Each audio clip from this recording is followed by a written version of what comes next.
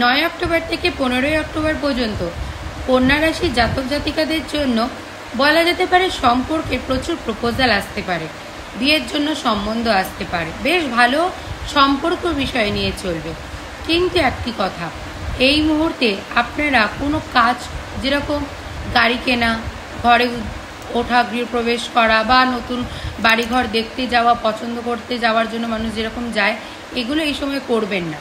সম্পত্তি কোনো কিছু কেনা বেচা নিয়ে এই সময় কোনো ডিসিশন নেবেন না, এইটা আপনার ক্ষেত্রে খুব খারাপ যাবে। এই সময় যাদের কন্যা রাশির জাতক জাতিকারা রয়েছে তাদের কিন্তু বৃহস্পতি একটুখানি দুর্বল রয়েছে, তো সেই জন্য সম্পত্তির বিষয় নিয়ে কোনো কিছু করতে গেলে সেটা কিন্তু পরবর্তীকালে তোমাদের লসে পরিণত হতে পারে।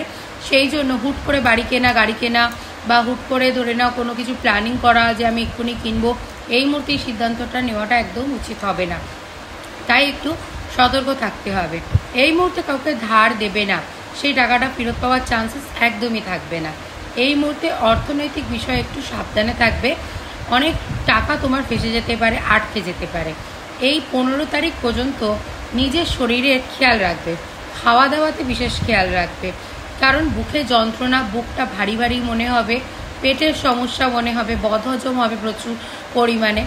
এই সময় একটু শারীরিক দুর্বলতা দেবে। বাড়িতেও যদি বয়স্ক কেউ রয়েছে, মা বাবা রয়েছে, তাদেরও বিশেষ খেয়াল রেখো, তাদেরও শারীরিক জায়গায় কোনো কিছু অসুবিধা বা চিন্তার একটা বিষয় দেখা যেতে পারে। 9 অক্টোবর থেকে 15 অক্টোবর পর্যন্ত এই মুহূর্তে একটু সাবধানে থাকতে হবে।